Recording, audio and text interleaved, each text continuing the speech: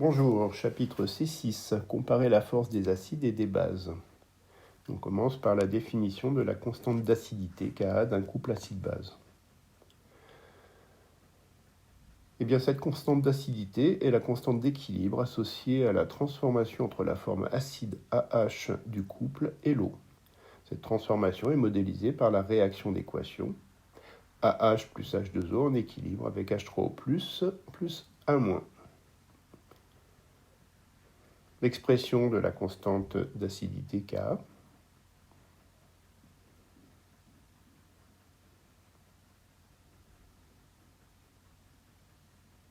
donc c'est la concentration en ion H3O+ divisée par C0, la concentration standard, fois la concentration en A- divisée par C0, le tout divisé par la concentration en AH à l'équilibre divisé par C0.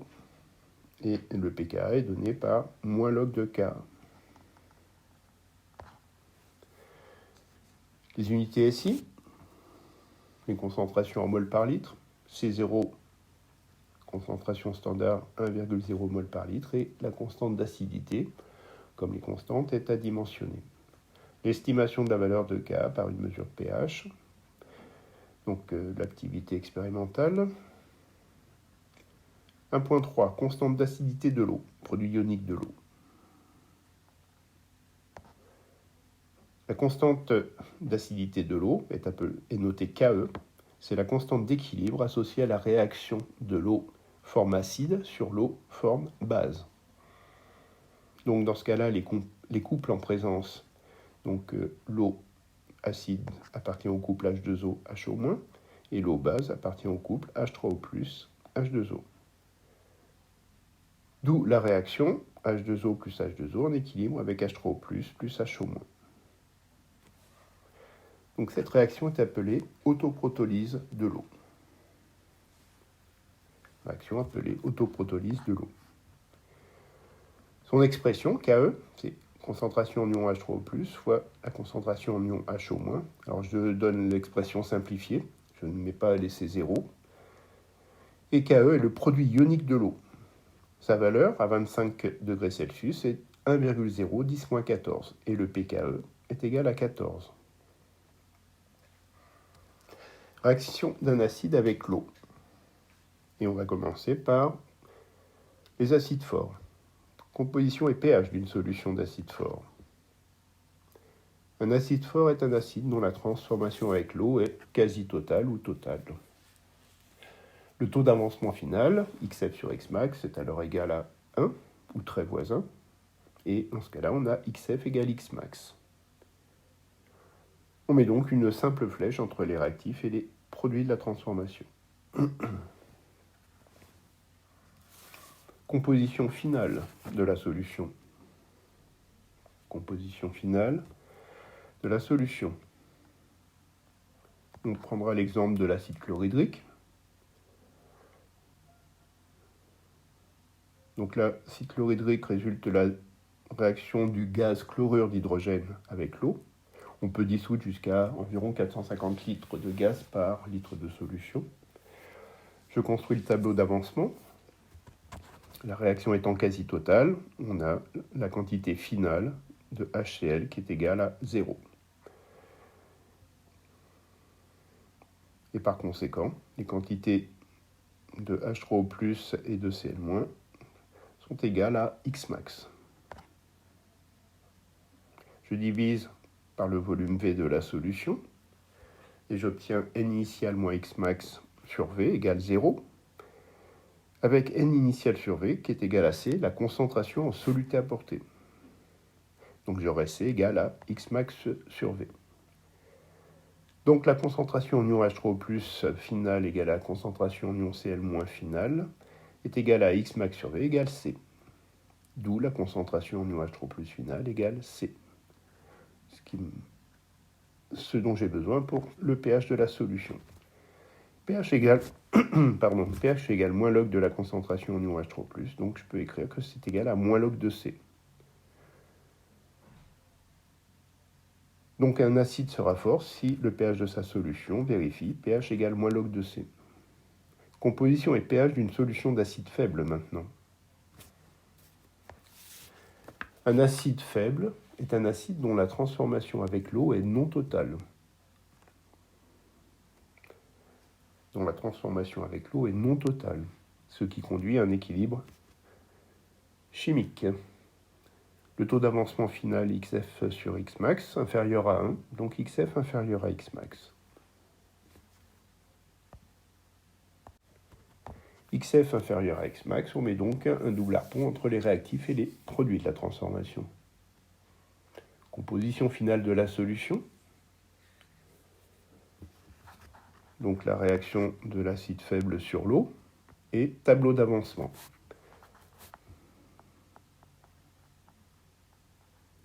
Donc, contrairement au cas précédent, l'acide fort, la quantité finale de AH est non nulle et elle est égale à N initial AH moins XF.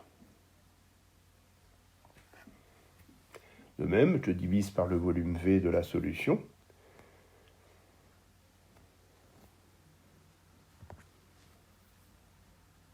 On obtient la concentration en AH finale qui est égale à NI AH sur V moins XF sur V. Et je reconnais la concentration en soluté apportée qui est égale à N initial AH sur V. Les concentrations en ion H3O+, et en A- dans l'état final est égale à ICF sur V, c'est la relation que je note 1.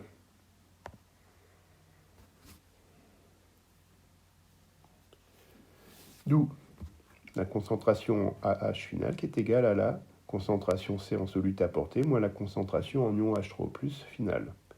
Le pH de la solution. J'utilise la constante d'acidité.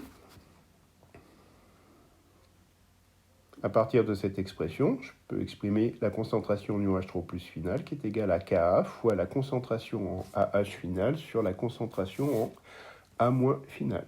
De même, j'utilise toujours la relation simplifiée, c'est-à-dire que je ne tiens pas compte des C0.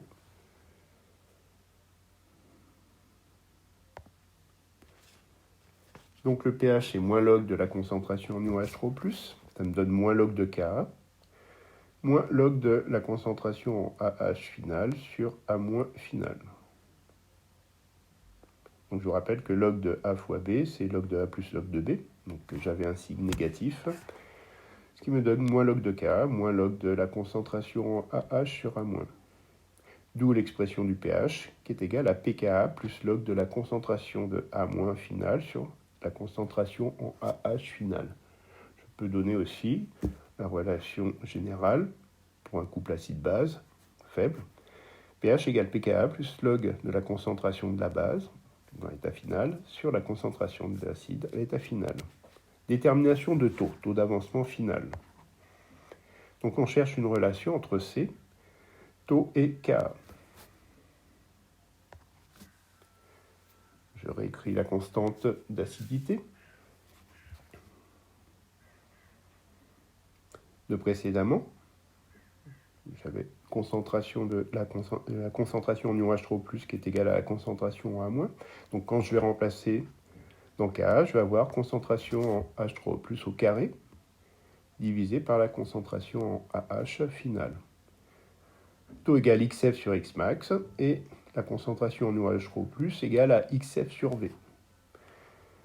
Donc si taux égale XF sur Xmax, j'aurai taux fois Xmax égale à XF. Donc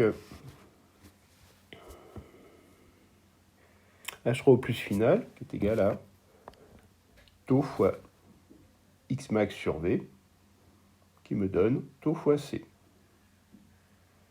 De la relation 2 maintenant, j'ai la concentration en AH finale qui est égale à C moins la concentration en ion H3O+, c'est-à-dire à C moins taux fois C, ce qui me donne C facteur de 1 moins taux.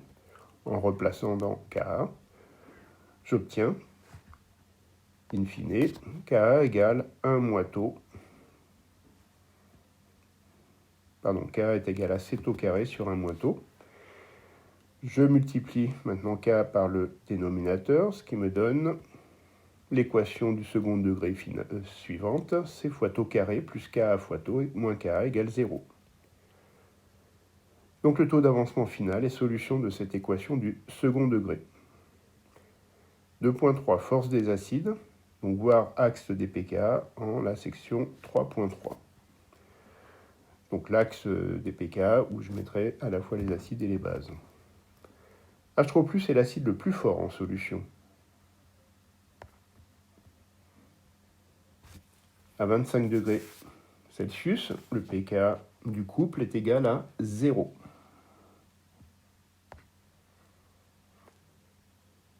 Un acide faible est d'autant plus fort que son pKa est petit et son Ka grand. Entre deux acides faibles, le plus fort est celui qui a le pKa le plus petit, ou bien le taux d'avancement final le plus élevé.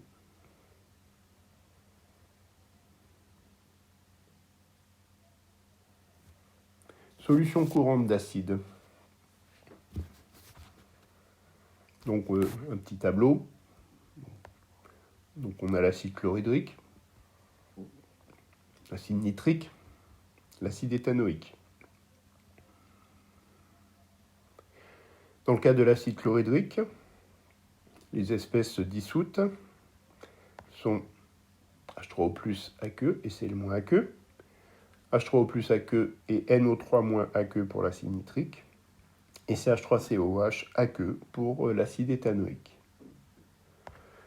L'acide chlorhydrique est un acide fort, idem pour l'acide nitrique, et l'acide éthanoïque est un acide faible.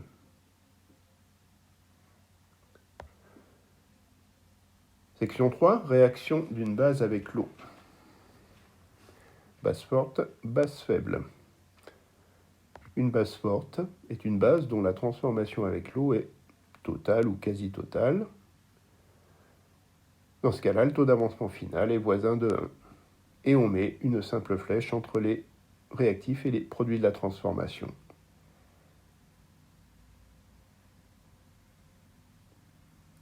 Maintenant, une base faible est une base dont la transformation avec l'eau est non totale.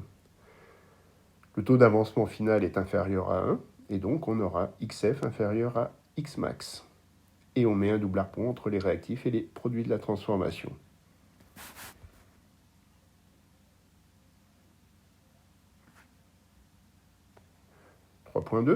pH d'une solution de base forte de concentration Cb en soluté apportée. Je note BH plus B le couple. Et le couple de l'eau, donc, qui joue le rôle d'acide, H2O, HO-. Donc j'écris B plus H2O donne BH plus HO- aqueux.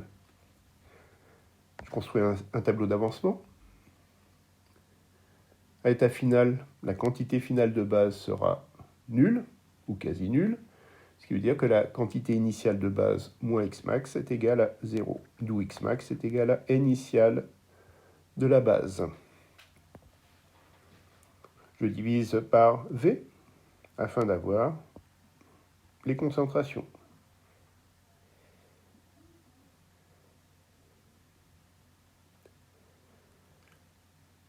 KE devient alors H3O+, concentration en ion H3O+, fois la concentration en ion HO-. Or, la concentration en ion HO- est égale à Cb, d'où l'expression de KE est égale à concentration de H3O+, fois Cb.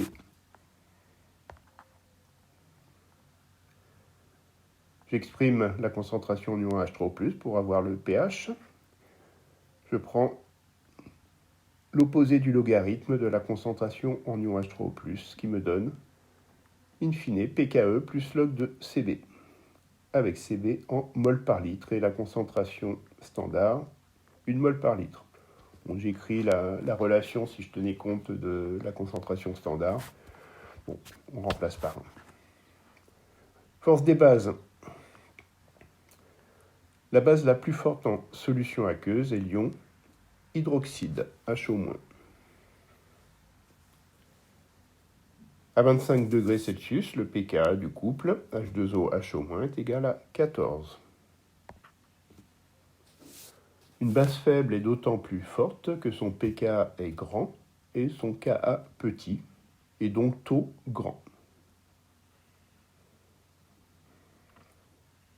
Donc ici, on a le tableau qui résume la force des acides et des bases.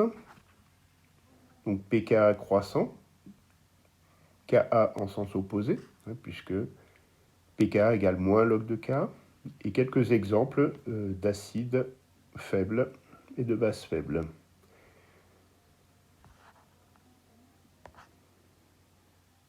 Solution aqueuse courante de base, pour terminer cette partie. Donc ça se résume à la soude, qui est une solution d'hydroxyde de sodium, et à l'ammoniac. Donc soude ou solution d'hydroxyde de sodium. Donc les espèces dissoutes sont Na+, et HO-. Et la force, c'est une base forte. L'ammoniac, espèce NH3 aqueux, faible. Petit cas diagramme d'un couple acide-base. Eh bien, on continuera sur la partie 2 de ce chapitre. Je vous remercie de votre écoute.